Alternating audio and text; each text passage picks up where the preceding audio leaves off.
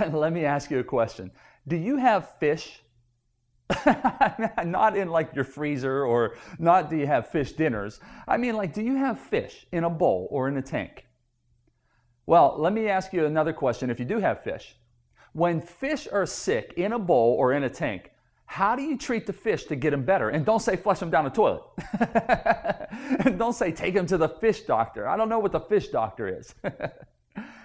The way you treat the fish to get them better is you don't actually treat the fish. You treat the tank. You treat the water. You cleanse the environment. You get all the poison out of the water and out of the tank. So here's my other question for you. How's it any different for you and I as human beings? You know, there are times when we got to wake up and we got to cleanse our tank, and we've got to cleanse our water, and we've got to look at what's polluting our water, what's polluting our tank, what's polluting our lives, what's polluting our minds, our hearts, our souls, and our spirits. And we may just need to cleanse them and get rid of them and get rid of that stuff that keeps polluting us. And sometimes that means the people you're choosing to hang around.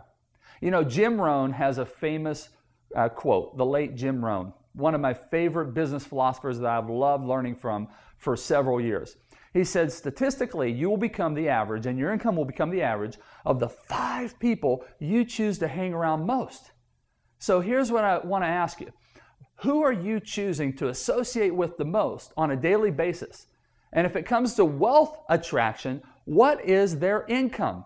See, if you want to make 50,000 bucks a year and you're hanging around people who are making 20, well, you cannot make 50 because you are mentally getting $20,000 ideas. If you're making $50,000 a year and you want to make 100, you cannot continue on a consistent basis hang around people who are making 50. You got to hang around people who are making 100. If you're making 100 and you want to make $1 million, let me tell you something. There's a big difference between making 6 figures and 7 figures. You've got to think differently. You've got to start hanging around and learning from people who are making 7 figures because they've blazed the trail. They know how to get it done. And when I say hang around people who are making 7 figures, you may say, well, James, I don't know anybody who's a millionaire. You don't have to. You could go to the bookstore and invest $10. Did you hear me? $10 in a book or in a CD, and you can learn from people who are making 7 figures. Learn how they think, learn how they act, learn what their habits are.